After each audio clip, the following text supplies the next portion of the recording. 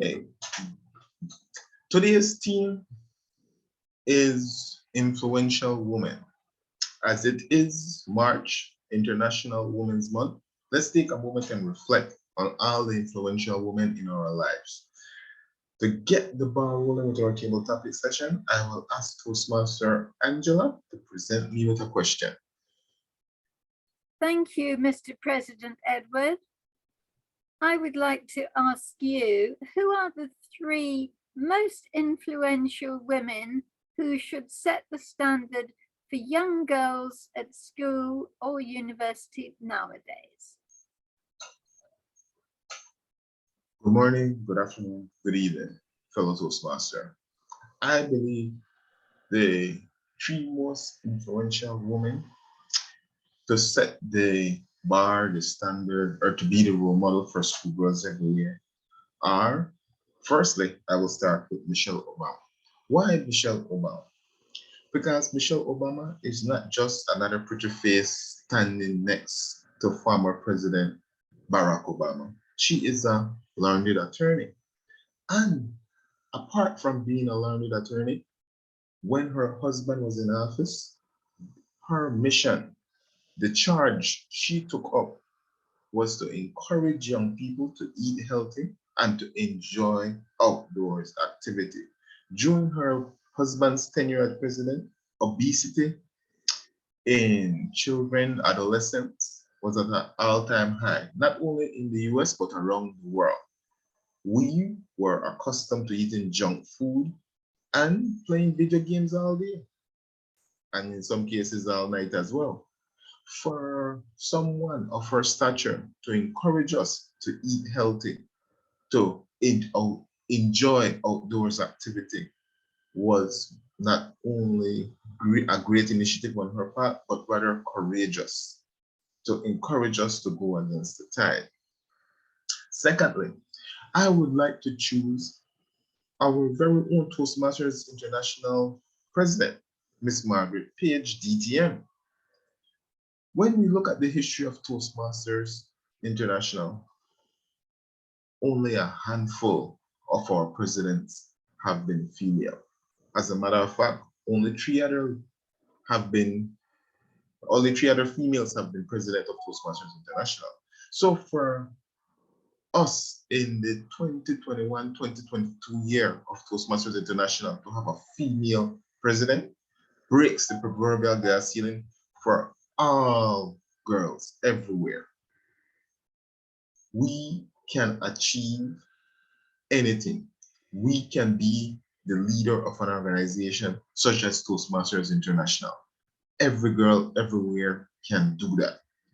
And Miss Margaret Page, DTM, being the international president, sets that bar. It is achievable for girls everywhere. And finally, my third pick for a role model for schoolgirls is the woman looking back in the mirror. Take a look in the mirror. Who do you see looking back? The person you see looking back is whomever you want that person to be. If you choose for that person to be a doctor, that person will be a doctor. If you choose for that person to be an astronaut, that person will be an astronaut, a leader of industry, or like Miss Margaret Page, the Toastmasters International president, that is who that person will be. Whenever you look in the mirror, whoever is looking back should always be the best version of yourself, the version of yourself that you are aspiring to. That is who is always looking back at you when you look in the mirror. So I encourage girls everywhere to be like Michelle Obama, to be like our Toastmasters International President Margaret Page, and most importantly, to be the best version of themselves. Fellow Toastmaster Angela? Thank you. Excellent. Now, would you like to ask me a question? Yes. As a published author, a school teacher, what is the most rewarding job you have done for girls everywhere?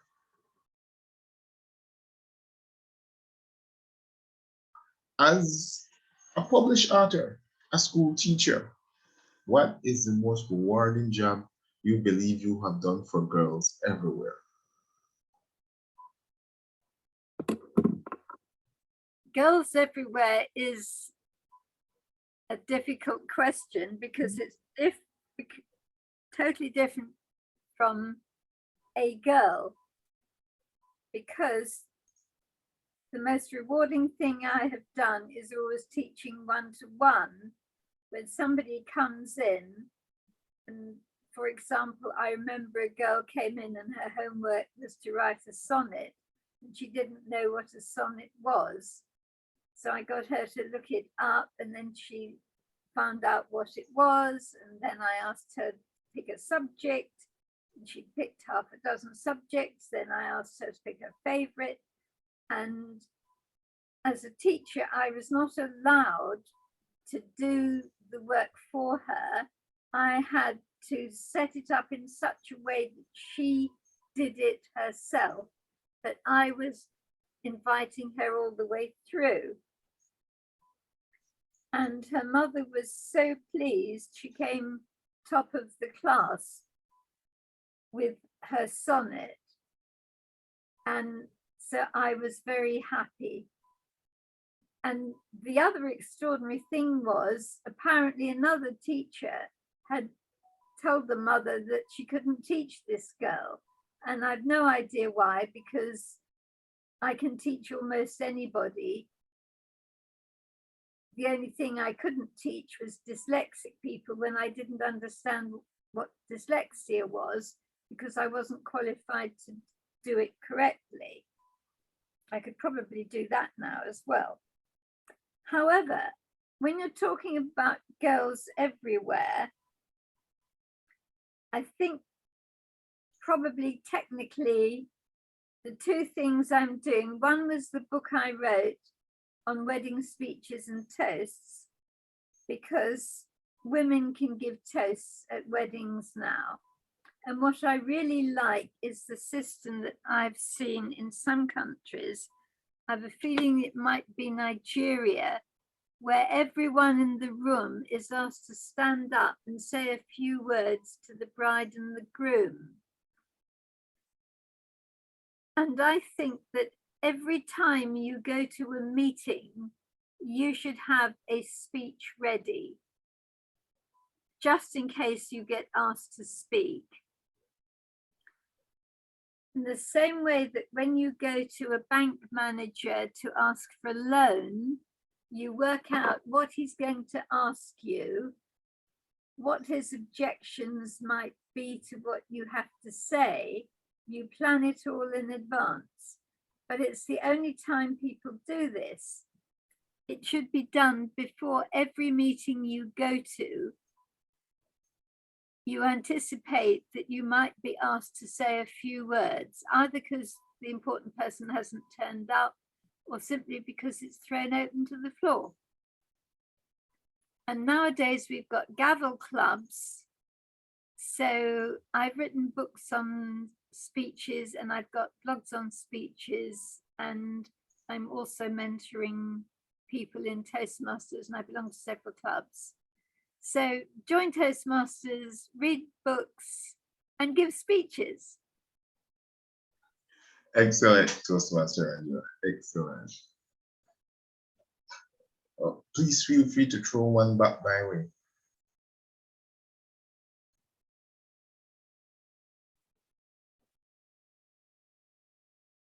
What would you like to see a woman or women worldwide doing to promote either safety or peace?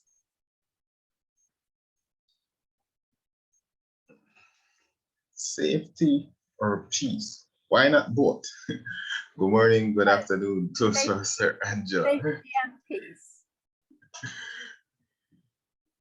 Safety and peace. These are two of the cornerstones of our society. We want to be safe and we want to enjoy peace. In today's tumultuous world, We often look to our male leaders for guidance. We all we always look to our male leaders for solution. Why? Because we don't have too many women as world leaders. Take, for example, the crisis happening with the Ukraine and Russia. It's two men, pardon my French, having a peeing contest, in my humble opinion. I believe if we had women in leadership roles, the world would be a more peaceful place. It will be a more safe place. When was the last time a war was started by women? We know war was started because of women all the way back to Helen of Troy. But when last did a woman or two women start a war? We need more women in leadership roles, not only in municipal government, but in central government as well. We need more female world leaders. Yes, getting into politics is daunting. Getting into politics is unforgiving. It's malicious and vindictive at times, which is why women don't get involved. But I would challenge women everywhere to take up the charge and get involved in politics, become world leaders. The world will be a safer place. The world will be a more peaceful place if we had more women in government. Toastmaster Angela. Thank you. Next question to you. Toastmaster Angela. Yes. What is the woman's role in the home? What is the woman's role in the home?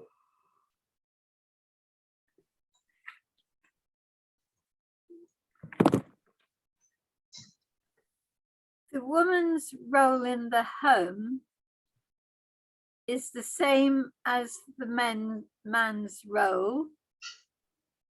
It's to listen and to act. So you listen to the other person's aspirations and you help them to achieve them. Whether it's your child or your husband or your father living with you or your mother living with you.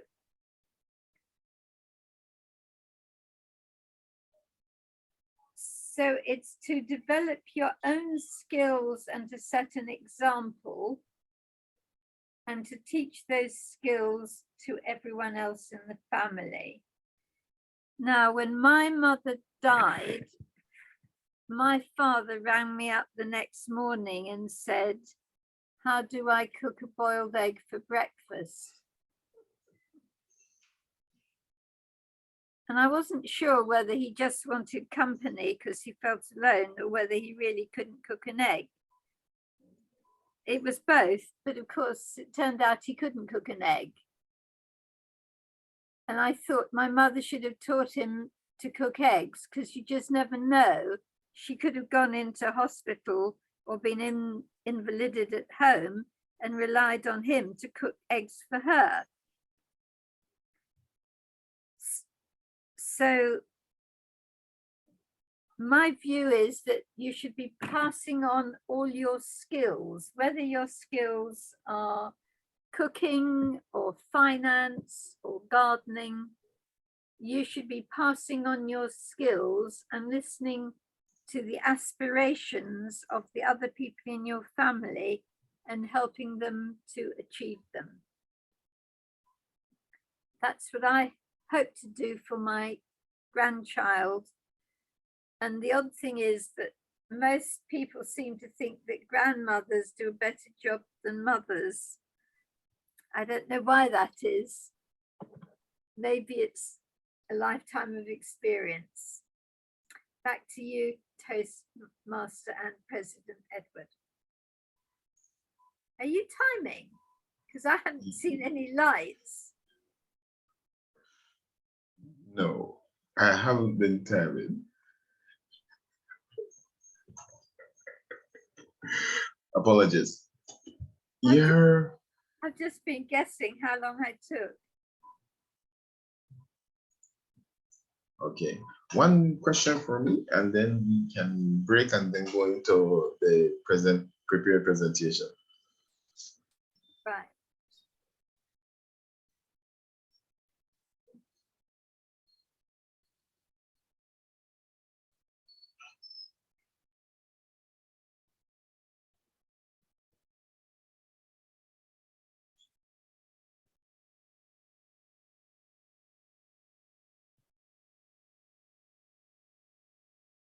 What do you think women should be doing to get world leaders to sit down at the table and negotiate before they've killed people instead of after?